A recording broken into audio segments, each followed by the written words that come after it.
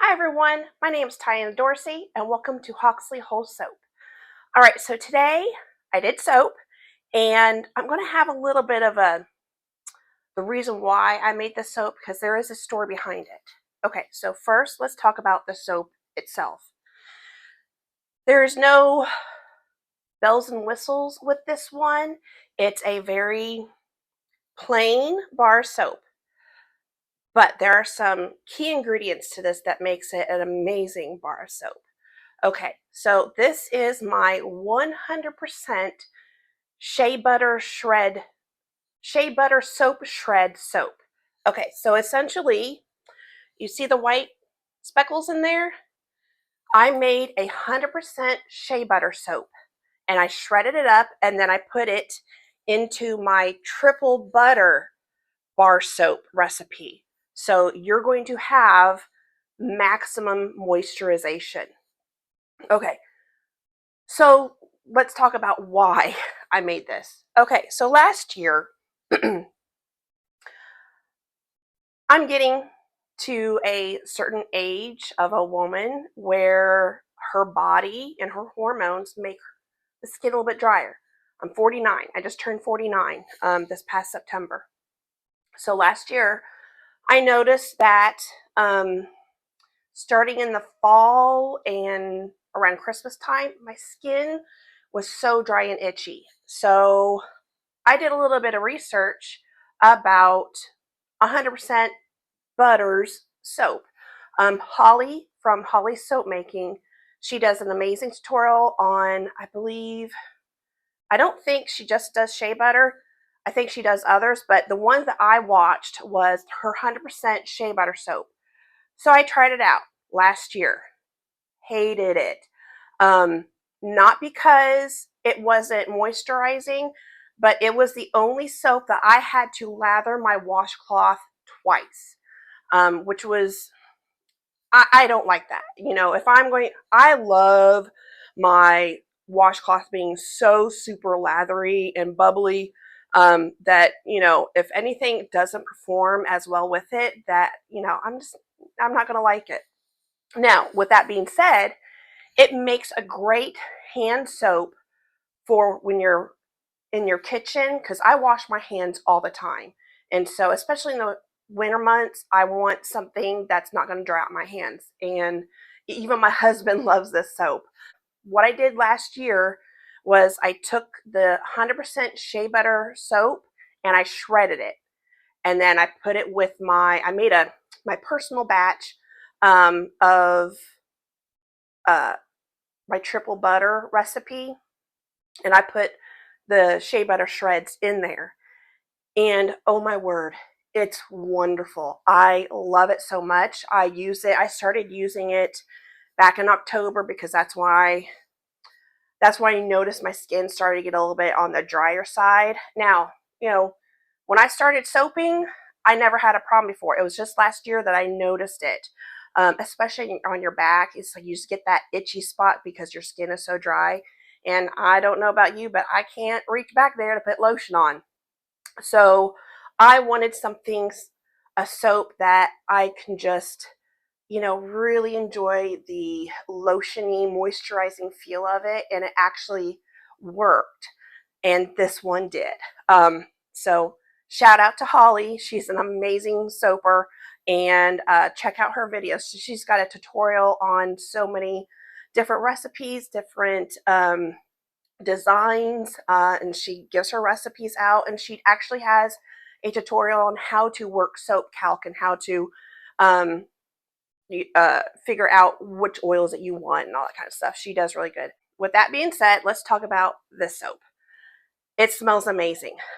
Now, in the video, you will see that the shea butter is such a hard soap that it crumbled. Because I didn't put any kind of fragrance oil or a colorant in there. So I think that's the reason why it was so brittle. Because last year when I made it, I got it to shred up really nice and the shred stayed. But this time it just kind of crumbled, which I kind of actually like better because it incorporated a lot better. So instead of, you know, actual shreds, you see speckles, which I like.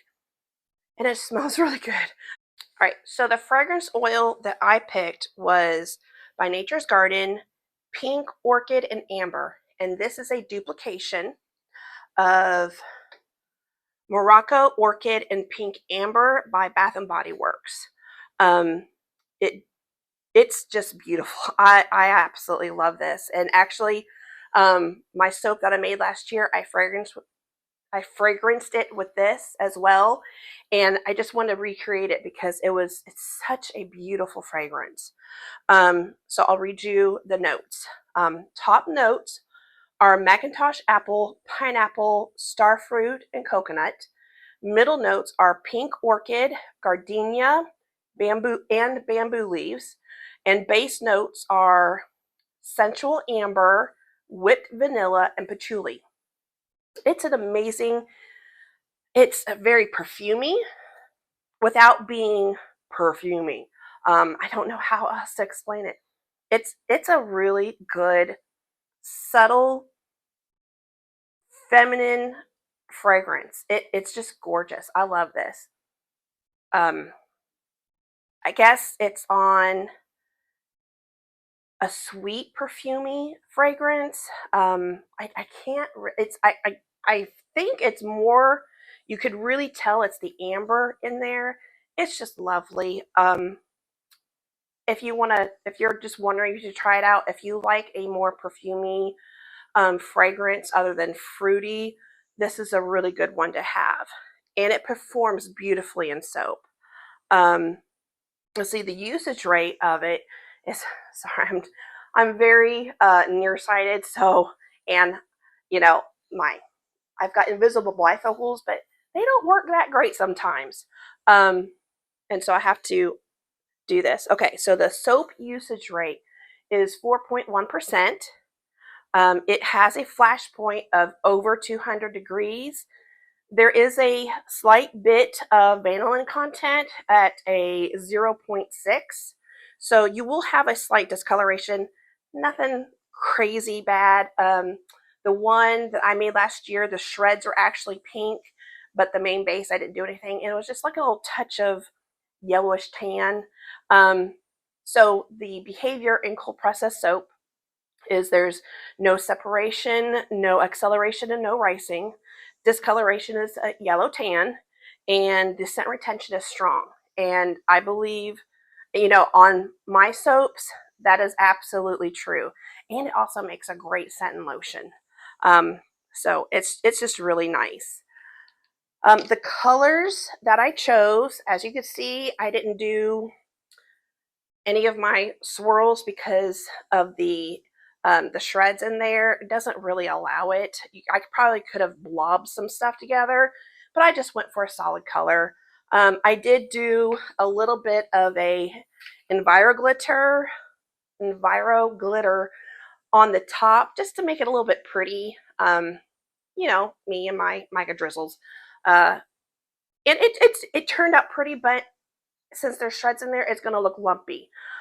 What I probably coulda, shoulda, woulda done probably next time is keep back some of the batter so I can add a really thin layer on top just to have a smooth surface where I can either do swirls or just something that's not lumpy looking. But by no means am I disappointed. This is really a nice bar of soap. So the Mica drizzles on top, they're from Nurture Handmade and my Super Sparkles. It's a beautiful Enviro glitter. It's just gorgeous. I love them. The main body, the pink, it's so pretty. It's like Barbie bubblegum pink. I love it. It is a combination of Nurture Handmade Love Song, which, as you can see, it's a gorgeous, gorgeous pink. And then I mixed it with some titanium dioxide by Nature's Garden. And as I said, I love their TD. It is both water and oil dispersible. I like being able to choose which one I want to use better. So those are my colorants, and that's about it, other than it is so lotiony. The lather, you can actually feel the moisturization, the lotion part of it. It is so nice. If you've got dry skin, give the recipe a try, or you can buy my bar at hoxleywholesoap.com. And I mean, this is my winter dry air, and I live here in Kentucky, so most of the time there's a lot of humidity in the air, but when it's a dry environment and there's no moisture or very low humidity in the air, I have to use this. Otherwise, I'm just itchy, especially on my back. Just I can't reach it to put lotion on.